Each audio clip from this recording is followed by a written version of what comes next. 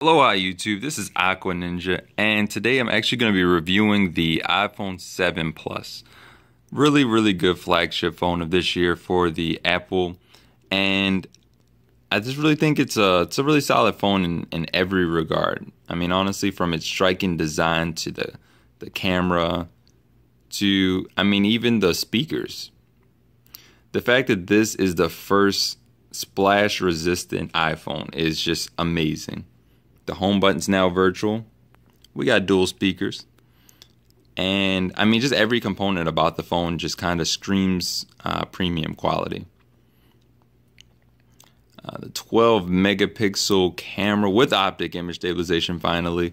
7 megapixel in the front. We got the quad LED flash, so that's actually pretty good as well. And now the portrait mode. Oof, that thing is like amazing for taking nice bokeh pictures with the phone. Obviously the wide color gambit and the nice 3D touch with it. Super fast processor inside of this bad boy, the A10 Fusion chip. Really, it has a lot of upgrades where we really didn't. It's one of those things where if you have the 6S and you have the 7, you really can feel the difference. But by itself, you probably wouldn't be able to tell the incremental updates, like the 450 instead of the 150. So it's like 3 times faster in terms of cellular reception. But I mean, if you had both of the phones right next to each other, you would definitely be able to tell. But individually, you may not be able to tell. The wireless headphones, which I mean, these were kind of cool. The only thing is, I mean, with $159, let's be real, nobody's gonna get those. Then they got obviously nice accessories and things like that. 5 colors this year for both models. And I think for the upcoming iPhone 8, it's going to have crazy specs and features. So without further ado, I'm going to give my predictions on what I perceive to be the iPhone 8 and what specs I think that this phone is going to have. Let's get started. So, like most analysts predict, I would say the iPhone 8 is going to have a bezel-less screen. Why? It's more practical than any other screen technology, especially since they're going to switch this year to the OLED technology, which Samsung has already had for a few years now. This is going to have infinite contrast ratio with high to lows in terms of black and white.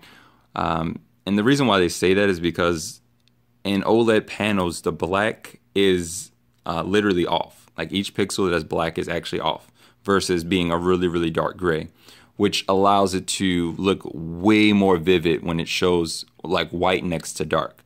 Back when I used to sell TVs, it was really apparent which TVs were OLED versus like really good LEDs. Even the Sony and the Samsung like 4K TVs couldn't compete with, I would say, a nice LG OLED, because color means more than resolution any day.